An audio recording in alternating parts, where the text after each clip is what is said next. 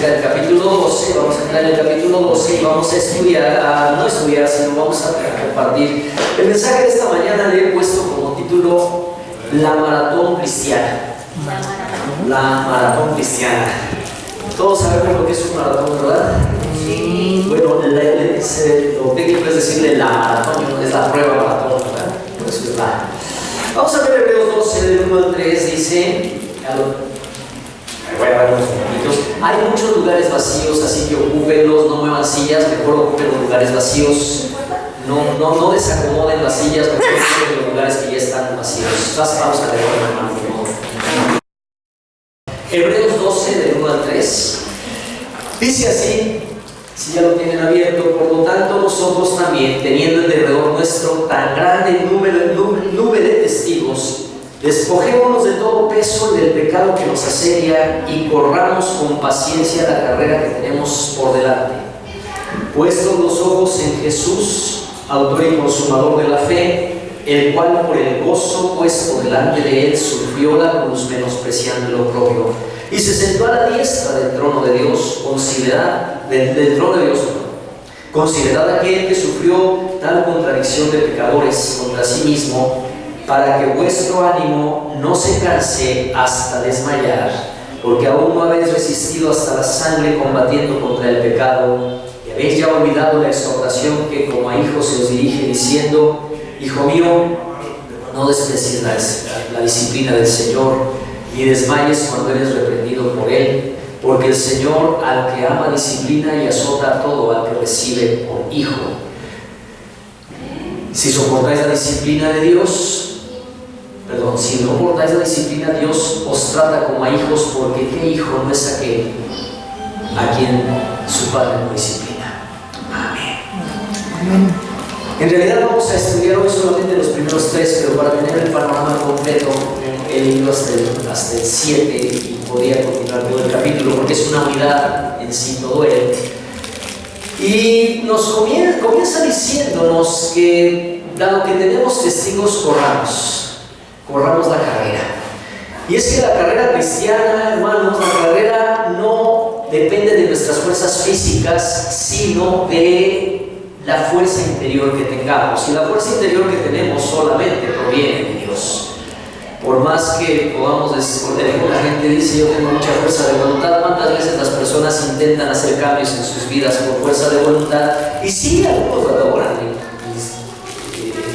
Indiscutiblemente hay algunos que logran tener la gran fuerza de voluntad para ciertas cosas, quizás para algunas, quizás no para todas, pero cuando se trata de verdaderos cambios en la vida y de lograr llegar hasta el final en las metas que Dios ha puesto por delante de nosotros, la carrera no depende de la fuerza física, sino de la fuerza interior que tengamos, y esa nos la da Dios.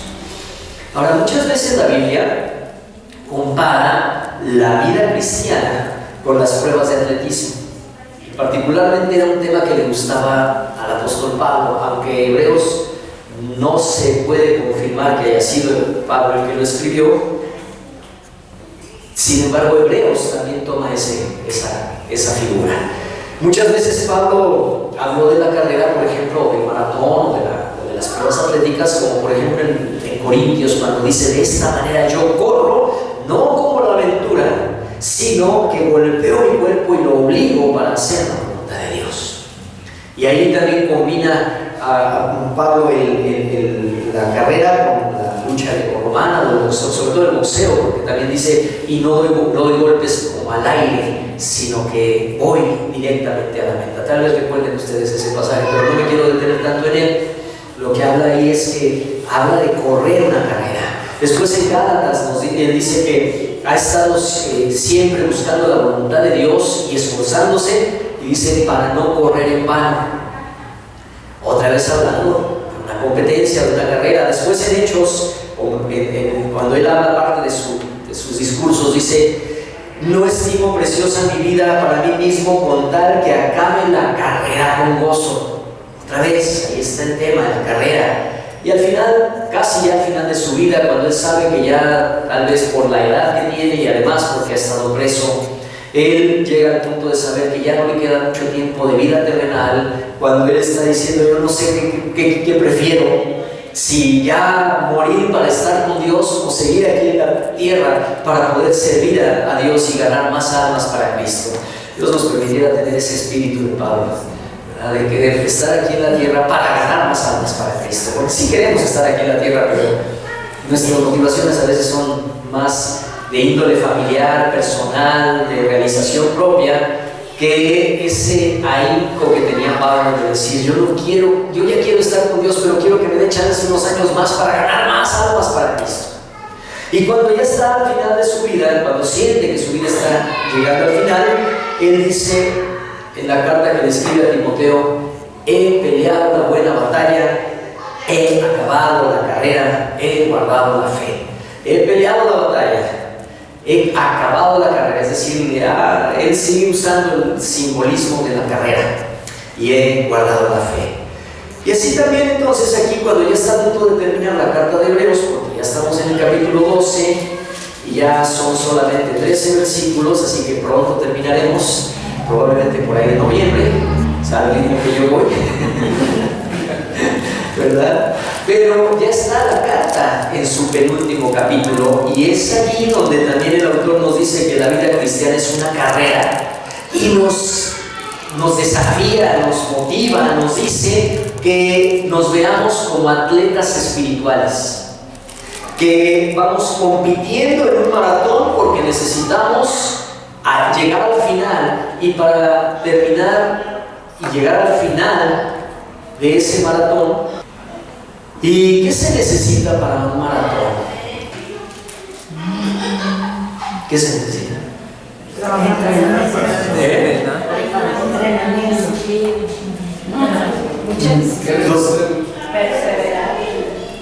¿Quién dijo eso? Perseverar. Dijeron muchas cosas, creo que algunos también lo dijeron, pero como ya no los oí completar. Se necesita, por supuesto, entrenamiento muchas, pero sobre todo, ya en el momento de correr el maratón, en ese momento lo que se requiere es perseverancia y constancia. Eso es lo que más se requiere. En las carreras de 100, de 200, de 400 metros, es lograr una alta velocidad en una corta distancia, en el menor tiempo posible, pero en el maratón es distinto completamente. En el maratón, yo creo que quien sabe de maratones como Araceli sabe que no puede salir corriendo a toda velocidad. Sería el peor error. Algunos cristianos, algunas personas cuando comienzan su vida cristiana, la toman como si fuera la prueba de los 100 metros o los 400 metros, y entonces le ponen una velocidad. Pero después viene alguna situación que empiezan a darse cuenta que comienza la subida y se nos desinfla, ¿verdad? En el maratón la clave está en la perseverancia, en el maratón está en la constancia, y cuando nos habla aquí, por tanto, teniendo una gran nube de testigos en alrededor nuestro, despojémonos de todo peso y del pecado que nos asedia, para que podamos correr la carrera que tenemos por delante. Entonces aquí nos habla de que nos veamos como atletas espirituales, compitiendo en un maratón, teniendo alrededor nuestro una inmensa cantidad de testigos que mencionó ya en el capítulo 11, que los estuvimos viendo detalladamente por largo tiempo, esos testigos en el capítulo 11. Ahora, ese maratón, no solo me quiero referir a si es el maratón que tenga que ver con cuánto oramos, cuánto venimos a la iglesia y cuánto servimos a Dios, sino que la vida cristiana es en todos los ámbitos.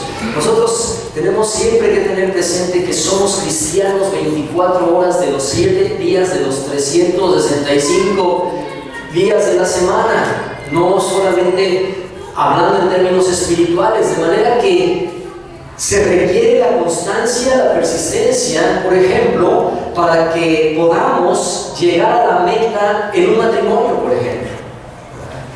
Por la gracia de Dios, mi esposa y yo este año, vamos a cumplir ya 33 años de casados y 33 años de ministerio, porque iniciamos simultáneamente, gracias a Dios, simultáneamente iniciamos el ministerio pastoral al entrar al seminario, y nos casamos al mismo tiempo, ¿verdad? Entonces ya vamos a cumplir 33 años en una prueba maratón que ha durado 33 años. Y esa prueba maratón ha tenido tiempos en donde hemos recorrido unos bosques bien bonitos. Y ha habido ocasiones en que hemos estado subiendo y subiendo y subiendo y subiendo, y luego al final la subida y empezamos a sacar la lengua como de corbata.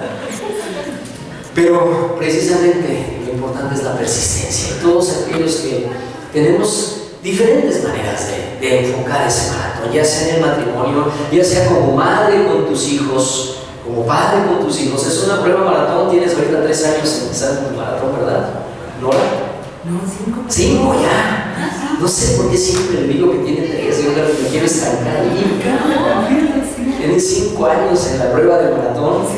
Y es una prueba de maratón que a veces es bien bonita, pero a veces también cuando la temperatura y cuando las anginas del niño.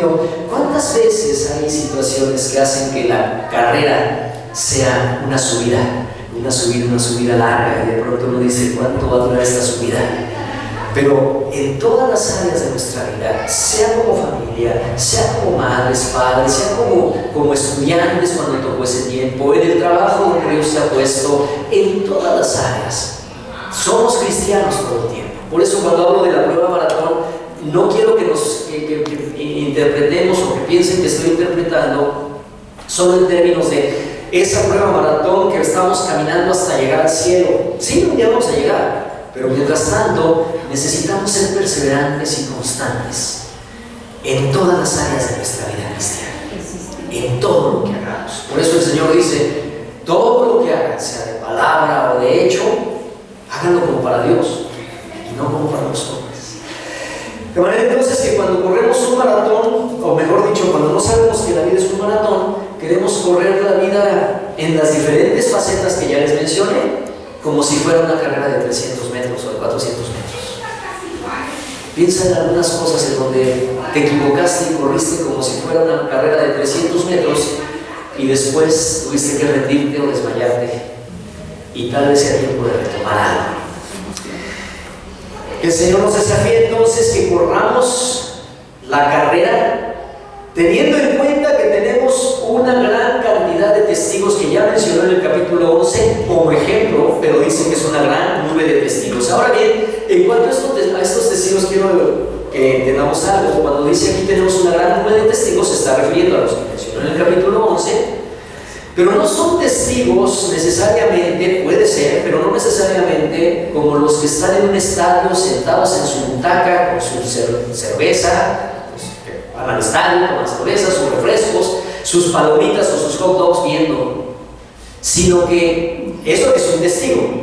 Pero el Señor les dijo a sus discípulos, ustedes serán testigos, me seréis testigos, te dice a ti, Itzi, me seréis testigos. Nos dijo a nosotros, no en el sentido de sentarnos en la butaca con nuestra coca y nuestro hot dog a ver cómo logran llegar los demás, sino en el sentido de tú vas a dar testimonio con tu propia vida de que se puede llegar al final de la carrera del maratón y que a lo largo de esa carrera se puede estar sirviendo a Dios y haciendo muchas cosas hermosas. Esa es la idea de testigos. Cuando digo me seréis testigos, es porque esos testigos son aquellos que nosotros podemos mirar. Cuando dice, teniendo esta nube de testigos, volteemos a ver. Los podemos mirar para inspirarnos en ellos. Ya estuvimos a detalle viéndolos en el capítulo anterior. Ahora, cuando nosotros estamos corriendo nuestra propia prueba y de pronto veamos que la subida se empieza a poner pesada y que la siguiente isla de Gatorade está dentro de 300 metros más y falta mucho, entonces volteemos a verlos a ellos y digamos, si Él está pudiendo, si Él pudo, me inspira para seguir adelante. Inspirémonos en ellos para seguir adelante. Y nos dice, corran la carrera, pero despójense de todo peso. ¿Alguien podría correr una larga carrera cargando una mochila de alpinista o de excursionista? Los militares. Bueno, los militares. Y correrán un maratón. Yo creo que hasta más, ¿verdad? Pero ya me echaste a perder mi ejemplo. No sé si podrán correr un maratón como tal, pero bueno, sí, los militares están entrenados para eso y más, eso sí, indiscutiblemente. Pero es mucho más ligero y nos lo recomienda además. A lo mejor en este caso el capitán nos dice, si eres militar y traes mochila, pero ahorita quítatela. Nos dice, despójense de todo eso, porque cuando cargamos cosas pesadas, y la mayoría de las veces van a ser las que menos necesitamos. ¿Cuántas veces nosotros seguimos caminando o corriendo, intentando, venimos cargando culpas, por ejemplo? Puede ser que queremos seguir caminando, pero traemos una mochila con culpas. Culpas porque me equivoqué, culpas porque fracasé, culpas porque lo hice mal, culpas por lo que sea. Pero vamos cargando culpas. ¿Y cuántos saben que las culpas pesan? Sí, pesan. Yo tengo. Y aparte de las culpas, en esa mochila a veces también traemos cargando enojos. Alguien que me ofendió, me lastimó. Puedo haber hecho de verdad mucho daño, es cierto. Pero por grande que sea el daño, lo peor que podemos hacer es seguir cargando con él. Lo peor. Entonces a veces estamos cargando dolores, resentimientos. A veces también estamos cargando el peso de flojera, ¿verdad? Y flojera en muchos sentidos. A veces, ay, qué flojera volver a hablar de este tema.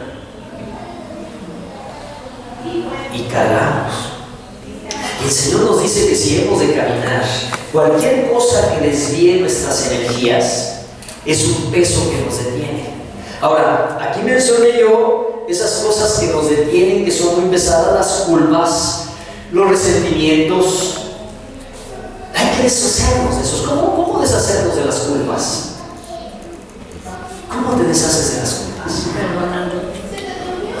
Poniéndolo a Dios, que lo resuelva, pidiéndole ayuda.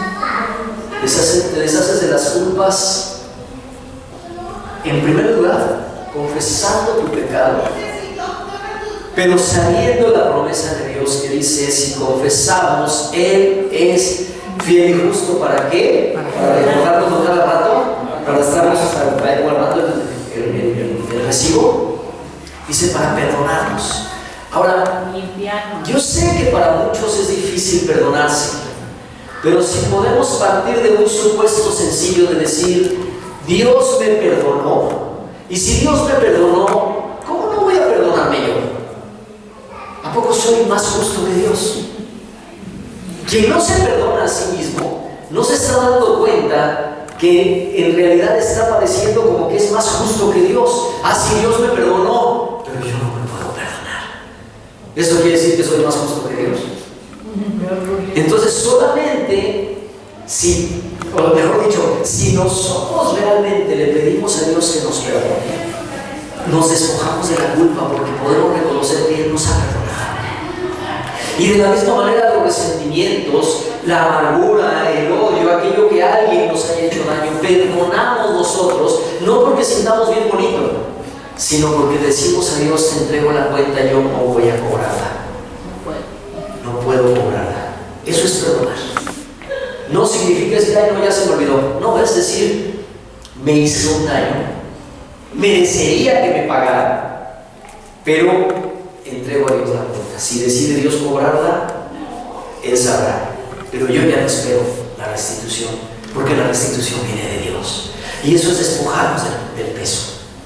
Nos despojamos del peso de aquellas cosas, como mencioné ahorita, negativas. Pero ¿saben qué? También para correr la carrera que Dios tiene por delante de nosotros, a veces también tenemos que despojarnos incluso de cosas que parecen no ser tan malas, porque todo aquello que desvía las energías que nosotros tenemos para darle prioridad a la voluntad de Dios, eso también es un estorbo y necesitamos despojarnos, porque puede ser incluso algo que comúnmente parece muy bueno.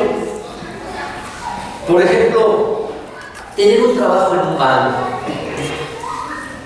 en el departamento jurídico, y hacer los años necesarios para ir creciendo en esa empresa, en ese banco, y con los años, pues realizarte profesionalmente, ¿será algo malo? No. Pero ¿qué crees? Cuando el Señor me dijo, te estoy llamando a ti y a Alma, y quiero que se preparen y que vayan al seminario y que dejes tus redes y me sigas. Si yo hubiera continuado en el banco y hubiera seguido en el área jurídica y trabajando en aquello que en ese momento era lo que yo creía que era lo mío, habría sido malo, pero habría sido un estorbo, porque el Señor me lo estaba diciendo. Ahora no a todos les dice lo mismo. A mí me dijo el Señor, dejas esto, dejas tus redes y me sigues. Y amén. Entonces hay veces que hay cosas que pueden no necesariamente ser malas, pero si el Señor nos dice, deja esto porque quiero esta dirección para ti, y no nos despojamos, entonces estamos impidiendo que la voluntad de Dios se cumpla en nosotros y estamos desobedeciendo la voluntad de Dios. Por eso nos dice, despojémonos de todo peso. Antes de decir pecado, dijo, despójense de peso, fíjense. Por eso lo estoy separando, porque no podríamos irnos con la finta de decir, despójense de todo peso, así de todo pecado, vamos a quitarnos el pecado. No, dice peso. Y ese peso puede ser todo aquello que distrae del camino de la obediencia y de la voluntad de Dios. Incluso puede ser algo bueno, pero es algo a lo que le demos una importancia mayor que a Dios, o que nos estorbe para hacer la voluntad de Dios.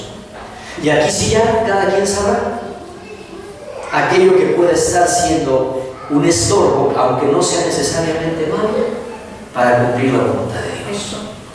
Cada uno ya sabe. También puede tratarse de sentimientos de incapacidad o de temor para poder hacer la voluntad de Dios. No es que yo no puedo, no es que eso es mucho para mí. Pues si es mucho para ti, gloríate, porque el Señor te dice, yo estoy contigo para lograrlo. Puede tratarse también de la comodidad y de nuestra zona de confort. Si vamos al Señor y hagamos su voluntad, y a veces la zona de confort es un peso que nos estorba. Por eso nos habla de despojémonos de todo peso, y luego sí, por supuesto, dice del pecado que nos asedia. También tenemos que despojarnos del pecado que nos asedia, porque ese maratón no lo podremos correr si no nos despojamos. Yo creo que por eso muchas personas comienzan la vida cristiana, pero llega un momento que desisten, porque no se despojan del peso, no se despojan de muchas cosas. Y por supuesto el pecado, dice aquí que nos despojemos de él, porque el pecado siempre ha sido, es y será el peor estorbo, porque el pecado nos enreda,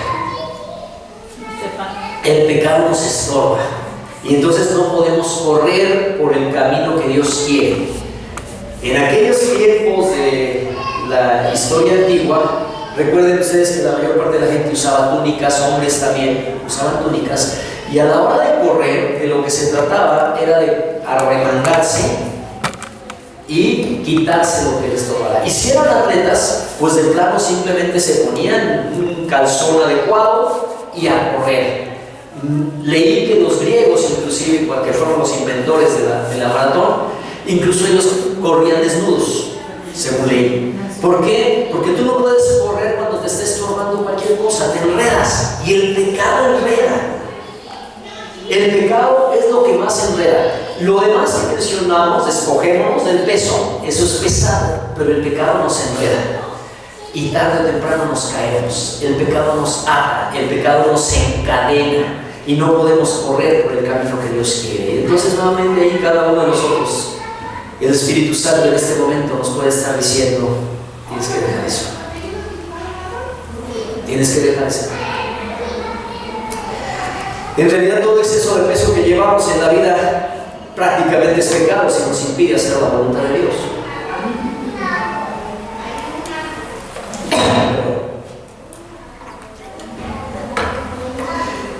Y entonces dice que nos despojemos del peso y del pecado, y entonces corramos ¿con qué? Con paciencia. Por eso entendí que está hablando del maratón. Corramos con paciencia. Se me ocurrió buscar la palabra en el diccionario griego, la palabra paciencia, y encontré una cosa interesante. Resulta que aquí la palabra paciencia, en el versículo 1, es la palabra hipómone. Ustedes ya saben exactamente qué significa. Hipómone.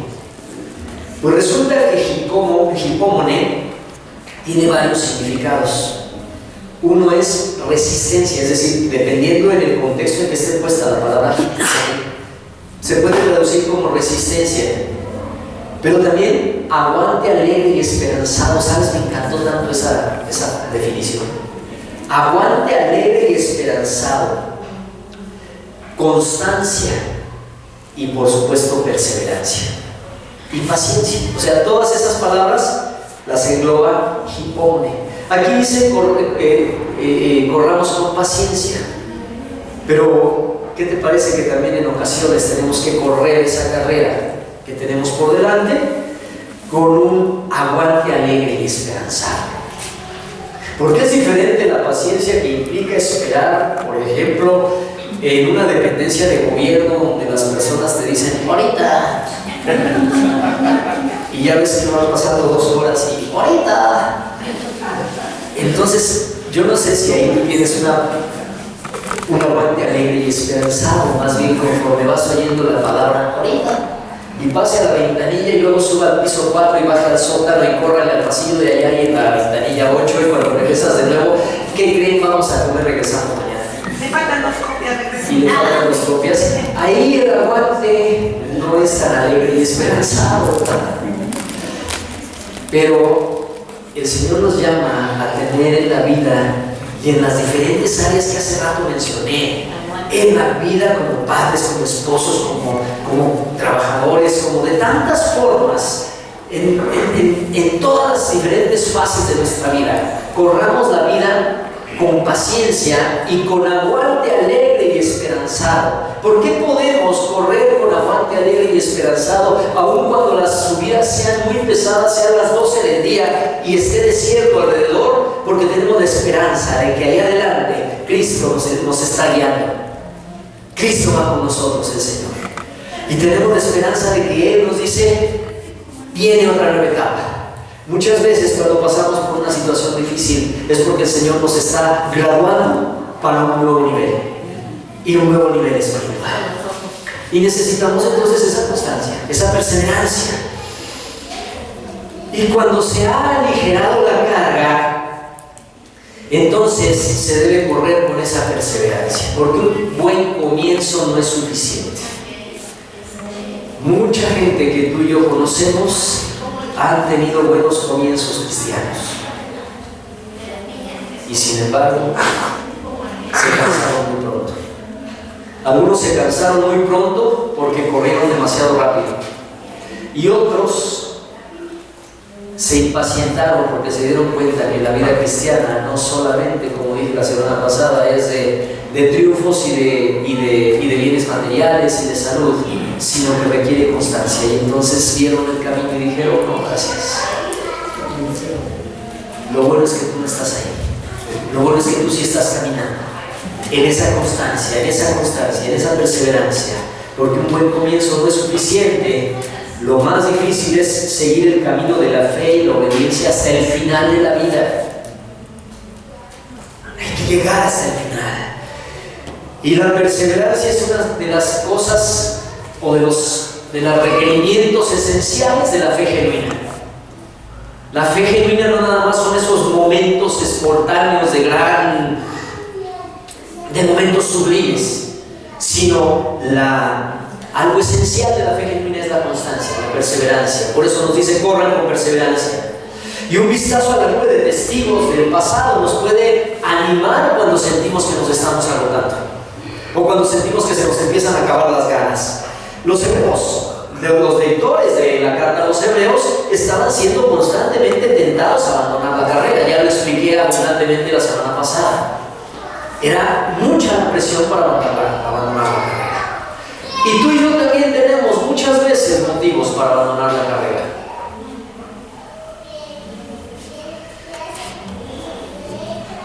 Alfredo y Esther, Marcos y Araceli, Jesús, Aurora, ¿no es cierto que ha habido ocasiones que dan ganas de abandonar la carrera del matrimonio? ¿No ha habido ocasiones en que mi esposa le dice a Dios, Señor, ya recoge a Luis o te lo mando? Yo lo sé. Hay carreras que dan ganas de abandonar a veces. Y hay momentos o periodos que han dado ganas de abandonar algunas carreras.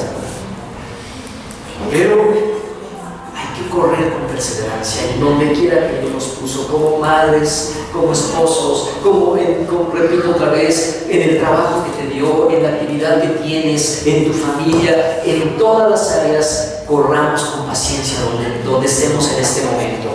En este momento, a partir de este momento, continúa el maratón, olvidando lo que queda atrás, pero continuar el maratón y seguir. Y sobre todo también estar dispuestos a encontrar la manera de estar sirviendo a Dios, porque es bien bonita la vida con las bendiciones que Dios nos da, pero podemos también recordar, aquí estoy porque Dios quiere que yo le sirva. No solo que Él sirva. Y hay todo un mundo que no conoce a Cristo y que está perdido y que está triste y que tiene mucha desesperanza y mucha soledad. Y es tiempo de que nosotros sirvamos así. ¿Estás orando por esa persona que le estás pidiendo a Dios ganar para este año? Amén. Señor, ¿cuántos están orando y diciendo, Señor, dame el privilegio de ganar un alma para Cristo este año? ¿Cuántos lo están haciendo? Síganlo haciendo. Y cada día díganle, Señor, dame una cita con alguien que esté listo, que tú hayas preparado para recibir tu palabra. Amén. Si nosotros pedimos conforme a su voluntad, de verdad. Así que permítanme la metáfora, pero ¿quiénes están de veras orando por un alma para Cristo este año? Amén. Están embarazados de esa alma.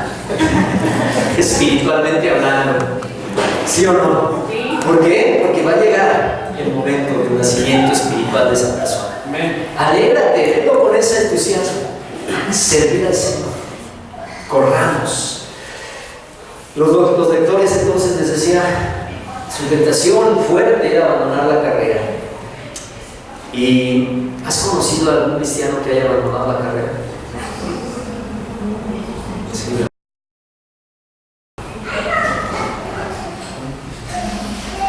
Y te voy a preguntar, querido, que nadie lo oiga. Igual no puedes contestar, querido, nomás levantando la mano. ¿Te has llegado a sentir tentado a abandonar la carrera? Sí. A veces nos hemos sentido tentados a abandonar la carrera de seguir siendo fieles a Dios. Particularmente cuando ser fieles a Dios resulta en problemas difíciles. No recuerdo el nombre de la aerolínea americana, ni tampoco de la fábrica de chocolates, pero en esta semana, creo que el jueves, una aerolínea le retiró el contrato que tenía con una chocolatera, que daba a todos sus pasajeros, les daba chocolates de esa marca en Estados Unidos. Y le retiró el contrato porque los dueños de esa fábrica de chocolates no aprueban el matrimonio gay, no aprueban el aborto y son cristianos. Y dijeron, en esa aerolínea dijeron, como las políticas de nuestra empresa no son compatibles con la homofobia, le tenemos que quitar el contrato. Ahora imagínate para una fábrica que no creo que sea Nestlé, ¿verdad? Imagínate lo que significaría se habrá significado para ellos ese contrato. Probablemente eran su mejor cliente y les desestabiliza totalmente. Pero ellos que dijeron, no, sí, no, mira, ya también te firmo, voy a poner un arcoíris, ¿verdad? En mis cerraduras. No, voy a seguir honrando los valores y los principios que Dios nos traza. Y retirar la concesión. Entonces, ¿cuántas veces el seguir al Señor puede implicar un problema serio?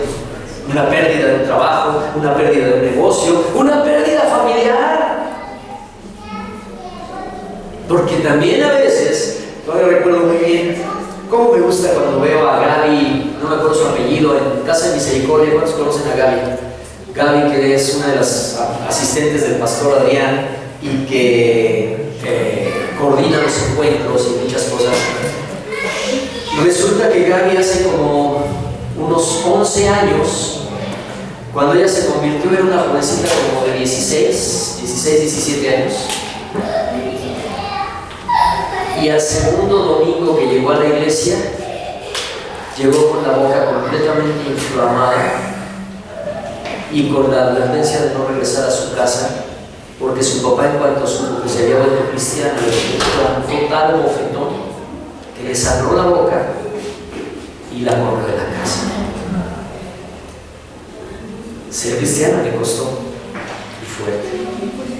Por la gracia de Dios, después las cosas cambiaron.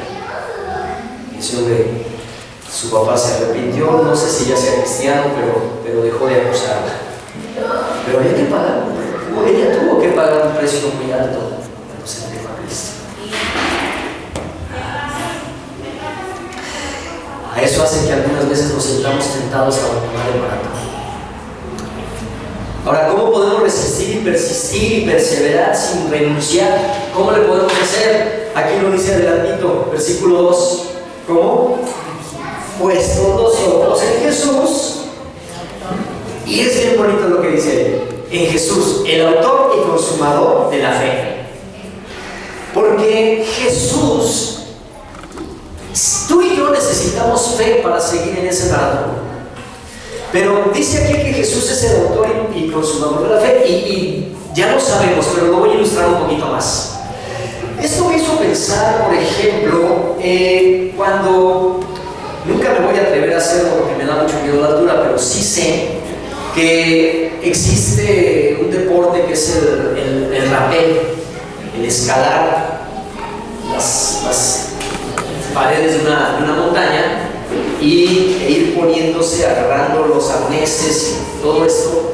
Pero para los novatos, una vez yo conocí a un entrenador de eso, y este señor me decía que las rutas las preparan antes. Si yo voy a ir como novato, me van a poner mi casco, todo eso, y me van a decir, vamos a subir por ahí. Yo lo veo enorme, inmenso y todo, y ¿cómo le voy a hacer? Pero ya hubo alguien que subió primero y que puso las alcayatas y puso todo lo necesario para que cuando vas avanzando te agarras de lo que ya pusieron.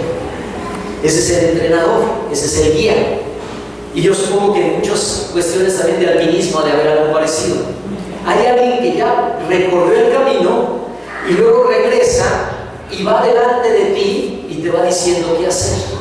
Cuando dice que pongamos los ojos en Jesús, Jesús es nuestro entrenador, nuestro alpinista, que ya recorrió el camino, que ya puso todas las alcayatas y todo lo necesario y las cuerdas para que tú lo vayas siguiendo y vayas avanzando. Por eso dice que Él es el autor y consumador de la fe. Él ya recorrió el camino y está con nosotros y está a nuestro lado para recorrer el camino. Y si nosotros ponemos los ojos en Él, Él nos va diciendo, ahora písale acá, ahora ponle acá, ahora jálate acá, ahora cuélgate. Y tenemos la seguridad. Jesús es la fuente de la fe. Él es el camino y además Él es la meta suprema de nuestra fe en esa carrera. Por eso, toda nuestra atención tiene que ser puesta en Él. Y nos dice, puestos los ojos en Él. Para que entonces cuando empecemos a sentir que las cosas se nos ponen difíciles, lo miremos a Él. Y hablando de alturas, que digo, yo nunca me atreveré porque me da miedo. Pero siempre he oído que dicen, no mires para abajo. Si empiezas a subir y volteas atrás, te paralizas. Y volviendo al maratón, si vas corriendo ese maratón y comienzas a voltear atrás, te vas a desgastar y te vas a confundir y te vas a agotar. Tienes que mirar hacia adelante todo el tiempo. Dice allí que por el gozo puesto en Él sufrió la cruz y menospreció lo propio. Puestos los ojos de Jesús, que Él, por su gozo. ¿Qué contradicción parece esta frase? Si la leen detalladamente, detenidamente, despacito, fíjense lo que dice. A ver, léanla despacito. Por el gozo puesto delante de Él, Ahí estamos en el versículo 2.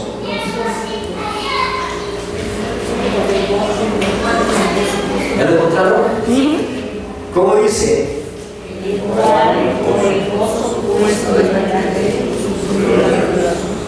Y menospreció el oprobio. ¿No suena medio raro? Si lo leemos despacito. Si lo leíste rápido, ni cuenta te diste.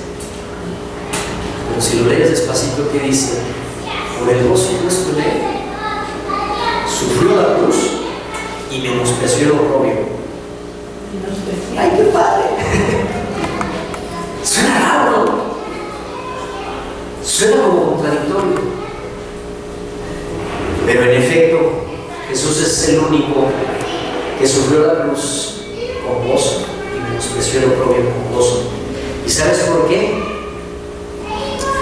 En primer lugar, tenemos que analizar que dice aquí que sufrió y menospreció el oprobio. Ya hemos hablado muchas veces, todos nosotros hemos leído muchos documentos tal vez que nos hablan del sufrimiento físico de Jesús en la cruz. Y hasta hay a veces algunos artículos escritos por médicos que sugieren que de esta manera pudo haber sufrido, y es horrible leer eso. El sufrimiento que su cuerpo físico tuvo en la cruz es lo peor que podemos siquiera imaginar. Pero ¿saben qué? Aún peor fue la vergüenza que Cristo sufrió. Por eso habla del oprobio. Fue aún peor eso. Porque los romanos reservaban la ejecución por crucifixión no solo a los peores delincuentes, sino además a los esclavos y a los que los romanos, porque la cruz era un instrumento de ejecución romana, y lo reservaron a los peores y a los que ellos consideraban como subhumanos, como menos que humanos. El filósofo y jurista famosísimo en el tiempo del auge romano, Cicerón, dijo estas palabras, fíjense: que la misma mención de la cruz sea quitada totalmente, no solo del cuerpo de un ciudadano romano, sino también de su mente, de sus ojos y de sus oídos. Fíjense qué grado era de despreciable la cruz. Un romano, por malo que fuera, así fuera un terrible malvado, no lo iban a ejecutar por cruz si era romano. Porque Cicerón decía, ni su cuerpo, vaya, que ni la vea, que ni oiga siquiera la mención de la cruz un romano. Era una muerte de lo más vergonzosa. Su sufrimiento fue físico, pero también moral y también espiritual. Cuando Jesús menospreció, dice aquí que menospreció el oprobio, Él tuvo un sufrimiento físico, sí, pero un sufrimiento moral, la vergüenza social. Antes de que lo mataran en la cruz, ya lo habían matado socialmente. Lo ridiculizaron, lo ofendieron. Toda la gente que salió cuando Pilato dijo: ¿a quién les libero? ¿A Barrabás o a Jesús? Toda la gente le gritaba: crucifícalo, crucifícalo. Y yo creo que hay muchas palabras que no están escritas en la Biblia porque eran palabras groseras y altisonantes en su tiempo también. Sí. Y dijo: crucifícalo. Toda esa vergüenza. Luego lo desnudaron y lo hicieron caminar con su cruz durante toda esa larga distancia, y lo desnudaron. Sufrió físicamente cuando lo crucificaron, sufrió moralmente cuando lo avergonzaron durante tantas horas, y sufrió espiritualmente porque llevó todos los pecados de la humanidad, todos, por horrorosos que puedan ser. Los pecados de Jack el Destripador de Inglaterra, sí, llevó esos pecados. Sí. Por horrorosos que puedan ser, al grado que el Padre tuvo que dejarlo solo. Padre, ¿por qué me has desamparado? Porque llevo todos los pecados y no pecados. Entonces fíjense que no nada más sufrió la cruz, el dolor de la cruz, sufrió física, moral y espiritualmente. ¿Pero qué creen? Dice aquí que lo hizo con gozo. ¿Por qué lo pudo hacer con gozo? Pues todo ese terrible dolor, toda esa vergüenza, toda esa agonía espiritual tan espantosa, la pudo soportar porque le estaba obedeciendo a su padre. El gozo era que estaba obedeciendo a su padre, por eso soportó todo eso, con el gozo de que estaba soportando, obedeciendo y dándole gloria a Dios. Pero otro motivo de gozo, si ese no era suficiente, ya lo era, pero otro motivo de gozo es porque estaba pagando por tu perdón y proveyendo tu salvación. Por eso lo sufrió con gozo, porque dijo, lo estoy haciendo para que mi hija, para que mi hijo no tenga que pasar por esto. Lo estaba pagando con gozo porque tenía la meta gozosa de llevarte con él a la gloria. Porque tenía la meta gloriosa de poderte decir, al igual que le dijo a ese ladrón en la cruz, hoy mismo estarás conmigo. Me alegro tanto de pasar por esto por ti. Me alegro tanto de pasar por esto para que tú no lo tengas que pasar. Tal vez hemos tenido que sufrir pasar por algunos sufrimientos físicos, seguramente sí. Tal vez hemos tenido que pasar también por algunos sufrimientos morales, probablemente sí. Pero lo que sí te puedo asegurar es que nunca sabremos lo que significa el sufrimiento espiritual del abandono de Dios. Jamás sabremos qué significa decir, Padre, ¿qué me haces amar? Algunas veces lo hemos dicho porque somos impacientes y estamos desesperados en medio de la prueba. Y suponemos que Dios nos abandonó.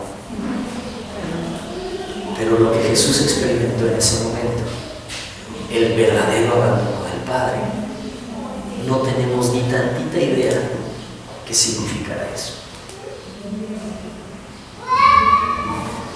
Y lo pasó con gozo, porque Él estaba mirándote a ti. Ese día en la cruz estaba mirándote a ti, diciendo, lo estoy haciendo por ti, Carlos, para que tú puedas estar conmigo en la eternidad, para que no conozcas el infierno que yo conocí, porque Jesús sí lo conoció, para que tú nunca conozcas el infierno. Claro, nosotros nos desesperamos y decimos, estoy viviendo un infierno,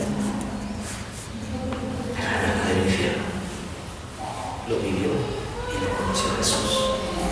Lo hizo con gozo, porque con gozo te estaba diciendo desde la cruz, lo hago con tanta alegría para que tú no lo vivas, para que tú no lo sufras y para que tú estés conmigo. Por eso puede decir que menospreció el oprobio. Y claro, también él tenía en ese momento la meta gloriosa de sentarse a la diestra del Padre. Ese era también otro motivo de gozo. Y ese es el motivo de gozo que algunos de nuestros hermanos hoy mismo, en estos días, afrontan cuando son perseguidos en Nigeria, cuando son perseguidos en China, en Pakistán, en tantos lugares en donde por motivos de la fe los encarcelan o los meten a psiquiátricos o los asesinan. Pero tienen también ese motivo de gozo, porque saben que después de pasar por esto, estarán con el Padre en eternidad. Y ahí sentado en su trono como Rey eterno, también está como nuestro Redentor, como nuestro sumo sacerdote y como nuestro intercesor. Él está intercediendo también. Cada vez que tú y yo le fallamos a Dios, Él está ahí diciendo, esperemos tantito, demos tiempo porque se va a arrepentir. Ya se arrepintió, está lavado, borramos esa meta. Su presencia a la diestra de Dios es la prenda de que hemos sido aceptados por Él. ¿Qué me parece? Por tanto, dice, corramos con esa confianza, puestos los ojos en Él. Despójate de todo lo que te estorbe. Hoy despójate de aquello que te estorbe. Si hay algún resentimiento que te estorba, es el momento de despojarnos. Si hay alguna culpa que te detiene, despojémonos.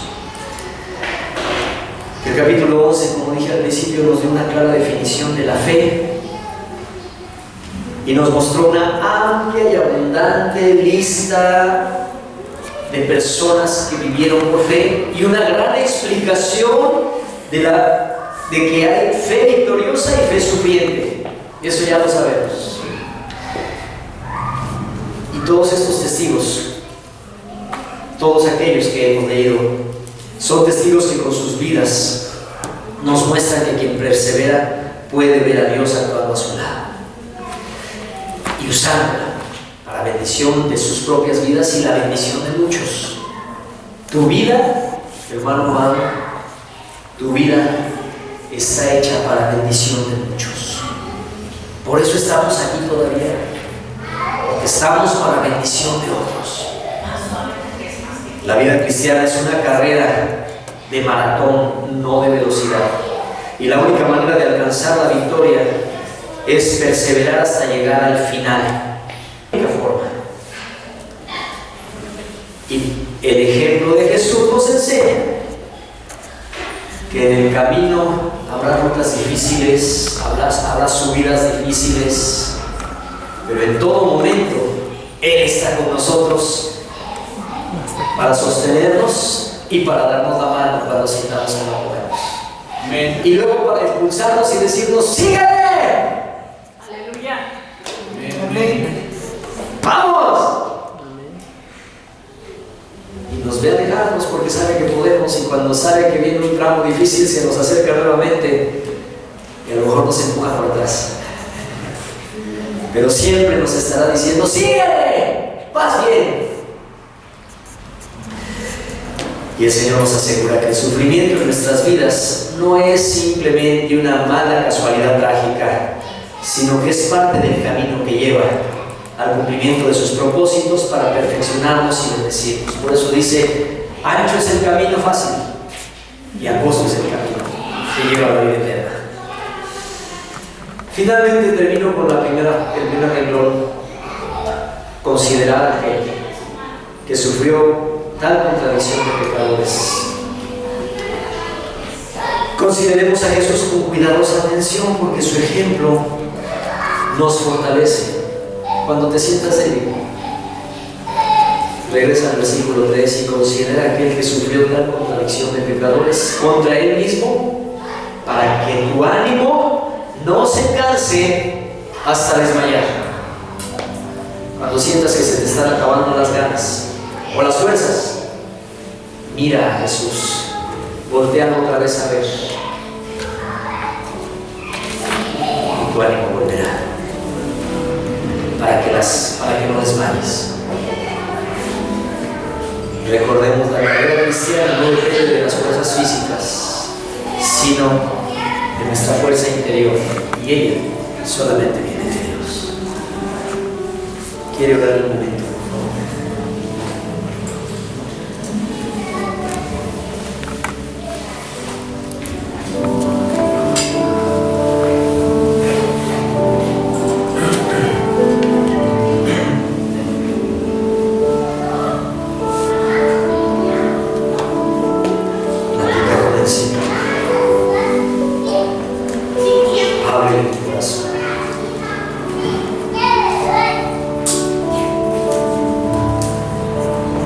Y si hay algo pesado que te ha estado deteniendo y estorbando,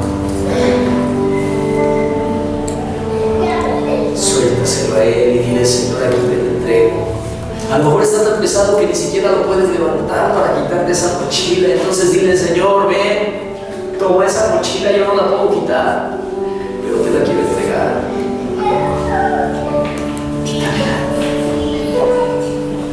Mira cómo el Señor toma esa mochila pesada, por pesada que sea, y no solo la quita, sino que masajea tus hombros y tu espalda donde dolía tanto. Te dice, déjamela ahí. Aquí estoy. Quítate todo peso, todo estorbo. Si es algo que te ha costado trabajo perdonar, este es el momento de decirle, Señor, decido perdonar, no puedo, pero decido. Así que toda esta carga de falta de perdón, de resentimiento, de rencor que tengo, tómala. Quítamela, por favor.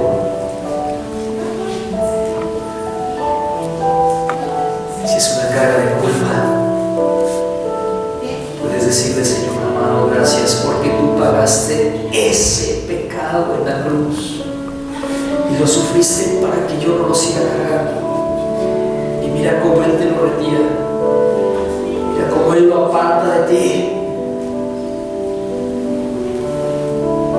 te levanta nuevamente y te dice, vamos adelante, todavía falta mucho camino por recorrer y yo voy contigo. Yo no sé cuál sea el caso de cada uno, pero tú sí lo sabes. Y si quieres entregarle algo a Dios en este momento, ponlo sus manos y levántate del asiento y dile, ahí en tu corazón, en silencio, yo no te voy a preguntar, no te voy a pedir nada, pero levántate del asiento y dile, Señor, toma esto que está estorbando mi camino. Toma esto, Señor. Decido despojarme para seguir.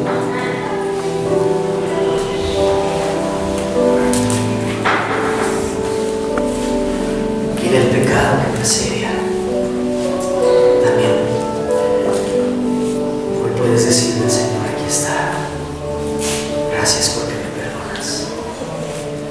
Hoy puedo ser libre. Gracias, Señor. Habla con tu Padre, Él está aquí. Mira a Jesús, Él está aquí.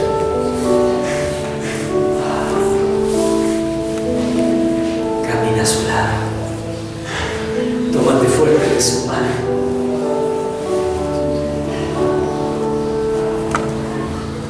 Corre por Él.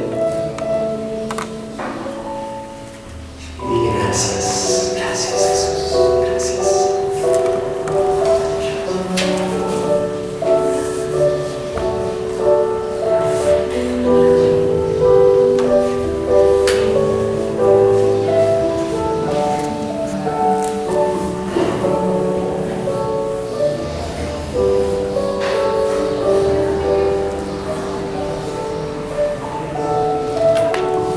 Y si te habías quedado rezagado, ponte sobre tus pies espirituales y no te lamentes por el camino, por el tiempo que te quedaste ahí rezagado en el suelo. No te lamentes ahora, solamente mira a Jesús y corre tras Él. Y dile, ya estoy listo de nuevo, Señor, ya estoy lista de nuevo. Bebe el agua fresca que Él te da.